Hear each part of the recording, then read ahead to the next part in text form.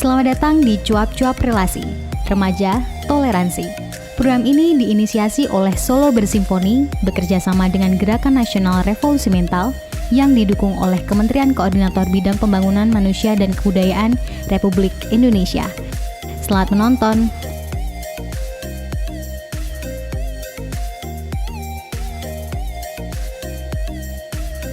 Halo Sobat Relasi, selamat datang di Cuap-Cuap Relasi, Remaja Toleransi.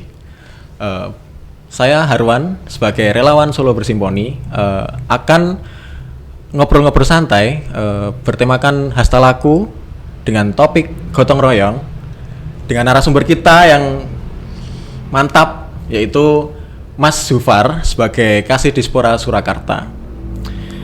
Ya,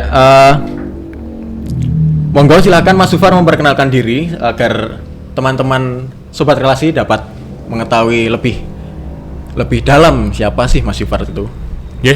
Terima kasih Mas Harwan. Mungkin saya di sini perlu memperkenalkan diri kepada Sobat Relasi. Saya Zufar Sasongko, Kasih Pengembangan dan Pemberdayaan Kepemudaan Dispora Kota Surakarta. Dan alhamdulillah kita di sini bisa bertemu dan ngobrol bareng kepada sobat-sobat relasi di sini. Mungkin tadi topiknya yang disampaikan apa Mas? Gotong royong. Gotong royong, okay, ya. Gotong royong, ya. Hasta laku itu ada 8. Nah, kita ini mau ngebahas tentang gotong royongnya. Hasta laku itu budaya Jawa ya Mas ya. Ya. Jadi untuk hari ini kita akan membahas apa itu gotong royong. Nah, saya penasaran pendapat Mas Zufar tentang gotong royong itu apa sih? Gotong royong itu? Terima kasih. Yeah.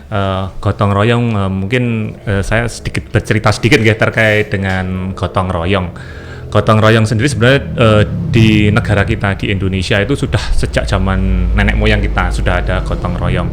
Dan dari pengertian gotong royong itu adalah kebersamaan. Jadi kebersamaan yang dibangun atau dilaksanakan untuk mencapai satu tujuan. Gotong royong. Jadi budaya, terutama budaya gotong royong itu lebih cenderung budaya di pedesaan. Tetapi gotong royong di Indonesia itu sudah ada sejak mungkin zaman nenek moyang kita untuk gotong royong sendiri. Tadi diucapkan kalau gotong royong itu ada di pedesaan. Apakah di perkotaan juga tidak ada gotong royong atau bagaimana? Ya kalau itu kan kalau sekarang memang gotong royong sudah membaur. Kalau yang di pedesaan itu memang cikal bakalnya gotong royong. Sebenarnya kalau kita melihat dari kata gotong royong itu, sebenarnya kan gotong itu kan istilahnya menggotong. Royong itu diambil dari kata ruyung, pohon ruyung. Mungkin untuk sahabat relasi untuk mungkin belum mengenal guys, pohon ruyung itu. Yeah. Pohon ruyung itu semacam kelapa, pohon kayak pohon kelapa tapi itu lebih kuat. Jadi waktu itu kalau mau gotong, misalnya mau gotong rumah itu gotong bersama-sama menggunakan kayu yang kuat, kayu ruyung itu. Jadi biasa disebut dengan gotong royong. Oh iya. Kalau di era sekarang, gotong royong itu apa saja toh bentuknya? Kalau gotong royong saat ini banyak sekali ya, apalagi di era milenial ini. Kita istilahnya kita di rekan-rekan pemuda, terutama yang ada di kota Surakarta ini sangat banyak sekali gotong royong. Implementasinya dalam kehidupan sehari-hari sebenarnya sudah ada gotong royong. Dan gotong royong itu sendiri ada gotong royong yang baik dan ada gotong royong yang kurang baik. Misalnya kalau di tingkat sekolah misalnya kita gotong royong bersama-sama membersihkan lingkungan yang ada di lingkungan. Tapi kan kita tidak boleh gotong royong waktu mengerjakan soal tes. Nah, itu gotong royong yang kurang pas. Tapi tetap intinya gotong royong itu adalah kita bersama-sama untuk mencapai tujuan dan untuk memperingankan pekerjaan. Ya. Nah, bagaimana toh ini membudayakan gotong royong itu? Bagaimana cara membiasakan budaya gotong royong itu? Kalau untuk membudayakan sebenarnya kita sudah terbiasa apalagi kita masyarakat di kota Surakarta itu istilah masyarakat Jawa itu sebenarnya kita sudah banyak dididik oleh orang tua kita yang mungkin kadang sebenarnya kita nggak merasa. Misalnya aja kita di lingkungan, terutama kita sudah sering melihat itu di lingkungan, walaupun itu di lingkungan perkotaan ataupun di lingkungan pedesaan itu sebenarnya kita sudah sering melihat. Tapi kadang kita nggak menyadar, kita sudah mengimplementasikan belum gotong royong itu. Salah satunya mungkin misalkan kita ngelihat bersih-bersih di kampung, itu kan gotong royong. Tidak dari bapak-bapak atau ibu, tapi remaja-remaja juga bisa terlibat. Ya itu. Apakah dampak dari modernisasi ini berdampak negatif dengan gotong royong atau kita semakin modern, gotong royong itu semakin luntur atau bagaimana? Kira-kira ya, Mas? Ya, kalau gotong royong saat ini sebenarnya tidak luntur ya. Kalau dari pengamatan saya sebenarnya gotong royong tidak luntur karena sebenarnya kalau kita melihat dari aspek kepemudaan atau aspek untuk rekan-rekan sobat milenial, ini gotong royong sebenarnya tetap kita jalankan. Misalnya untuk kalau kita dengan sobat relasi mungkin yang sering main game online misalnya FF itu kan. Itu kan di situ biasanya kalau kita jatuh atau ketembak itu biasanya tolong. Nah, terus ada teman yang nyamperin, terus itu berarti kan salah satu bentuk gotong royong yang sebenarnya sudah kita lakukan, tapi kadang kita nggak menyadar. Nah, itu salah bentuk gotong royong di era milenial ini. Oke. Berarti gotong royong itu contoh tadi gotong royong tentang game ya, berarti ya yang tadi game tembak-tembakan itu. Nah, kalau di era milenial tadi kan mungkin modernisasi kalau di Surakarta belum berdampak ya mungkin ya. Tapi ada nggak toh unsur-unsur atau hal yang dapat melunturkan nilai-nilai gotong royong itu? Ya, kalau unsur-unsur untuk yang melunturkan itu ya sebenarnya tergantung dari pribadi kita masing-masing ya. Tapi secara garis besar memang unsur-unsur yang mendorong untuk lunturnya gotong royong itu sebenarnya nggak ada. Karena kita saat ini memang apalagi ini ya Mas ya era pandemi ini kan untuk kita untuk terbebas dari COVID-19 ini memang kita perlu gotong royong dan itu sebenarnya sudah terjadi juga. Misalnya kita membantu misalkan ada yang perlu misalkan kalau terutama untuk ya kegiatan kepemudaan ya, untuk kegiatan kepemudaan misalkan kita ada penyemprotan bersama, kita bagi-bagi masker, itu adalah kebersamaan, salah satu kebersamaan untuk menjalin gotong royong. Jadi sebenarnya kalau gotong royong itu sebenarnya di naluri kita itu sebenarnya masih ada.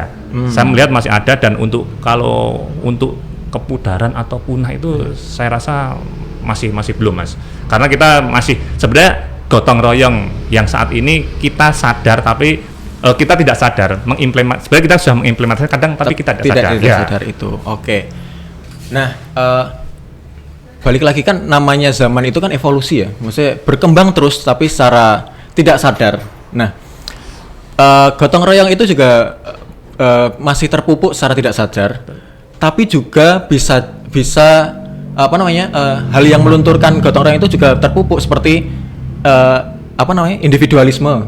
Nah, apakah hal itu relevan untuk sekarang atau bagaimana? Apakah individualisme itu di masa sekarang itu menjadi momok untuk melunturkan tadi ya gotong royong? Ya, tadi kalau sampaikan idealisme berarti ya kita kan perlu kembali lagi. Kita sebenarnya kan kita juga ada hasta laku. Kita mengimplementasikan. Berarti kan kita saat ini perlu mengimplementasikan dan kita sendiri dari Dinas Kepemudaan dan Olahraga juga sudah ada perwali terkait dengan hasta laku. Salah satu perwali itu muncul karena kita agar sampai jangan tergerus gotong royong itu. Jadi dengan hasta laku yang ada 8 itu, termasuk salah satunya yang paling utama gotong royong itu adalah untuk membentuk karakter-karakter pemuda yang ada di Kota Surakarta, terutama mungkin untuk sobat-sobat relasi yang ada di sini. Oh, berarti budaya itu pastinya saling berrelasi ya, nggak cuma gotong royong itu berdiri sendiri, tapi hasta laku itu pun mendukung gotong royong itu sendiri. Oke, nah ternyata di dinas sendiri juga sudah melakukan upaya pemupukan budaya gotong royong itu sendiri ya. Iya betul. Nah, contoh nyatanya apa sih baru-baru ini kalau yang dari dinas?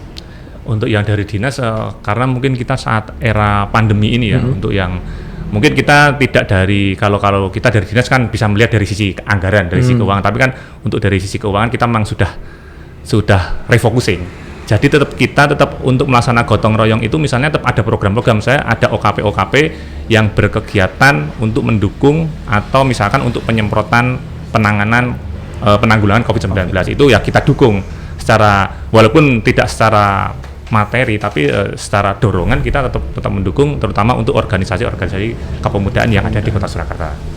Oke. Berarti yang namanya gotong royong di Kota Surakarta itu ternyata sudah mendarah daging di kita sendiri ya, dan juga ternyata lembaga juga sudah mendukung tentang budaya, lembaga juga sudah melek. Ternyata kita ini tidak berdiri sendiri sebagai pelestari budaya. Ternyata ada juga dinas yang membantu kita. Nah ini pertanyaan terakhir untuk Mas Zufar sebagai Kasih Dispora Surakarta ya. Apa sih pesan Mas Zufar untuk sobat relasi tentang pemberdayaan, tentang pelestarian gotong royong? Apa saja yang harus dilakukan? Oke, mungkin saya di sini sedikit menyampaikan terkait dengan gotong royong. Marilah kita di era pandemi ini kita tetap selalu menjaga kesehatan kita, dan salah satu upaya untuk menjaga kesehatan kita itu salah satunya menggunakan masker, cuci tangan, dan jaga jarak. Itu salah satu agar kita terbebas dari itu, maka kita tetap menjalankan gotong royong. Secara gotong royong, secara bersama-sama di era yang pandemi ini, mudah-mudahan bisa segera hilang dari negara kita. Jadi bentuk gotong royong yang perlu kita junjung, kita support adalah kita lebih peduli, kita bersama-sama harus, karena kan untuk menangani COVID ini kita harus bersama-sama. Kalau kita terpisah-pisah berarti kan tujuan kita untuk menghilangkan COVID ini kan nggak ada. Jadi kita harus butuh gotong royong. Jadi gotong royong di sini kita harus berusaha bersama-sama untuk mencapai tujuan yang kita kehendaki, yaitu salah satunya agar kita segera terbebas dari COVID. Nanti kan lebih enak Mas kalau kita sudah di era yang new normal, terus nanti kita menjadi normal lagi, itu lebih enak lagi, dan kita untuk melaksanakan kegiatan terutama di sini sobat-sobat relasi nanti lebih bisa berekspresi. Oke, dari percakapan kami ternyata sudah ada benang merahnya, yaitu gotong royong itu ternyata ada di dalam diri kita sendiri, meskipun ada pengaruh dari luar, yaitu modernisasi ataupun perkembangan zaman yang berkembang ini.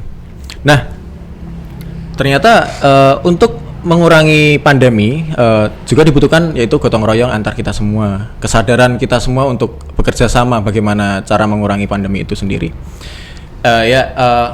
Sampai di penghujung acara, saya Herwan Darmaji Manggala sebagai relawan Solo Bersimponi mengucapkan undur diri, dan juga saya Zufar Sasongko.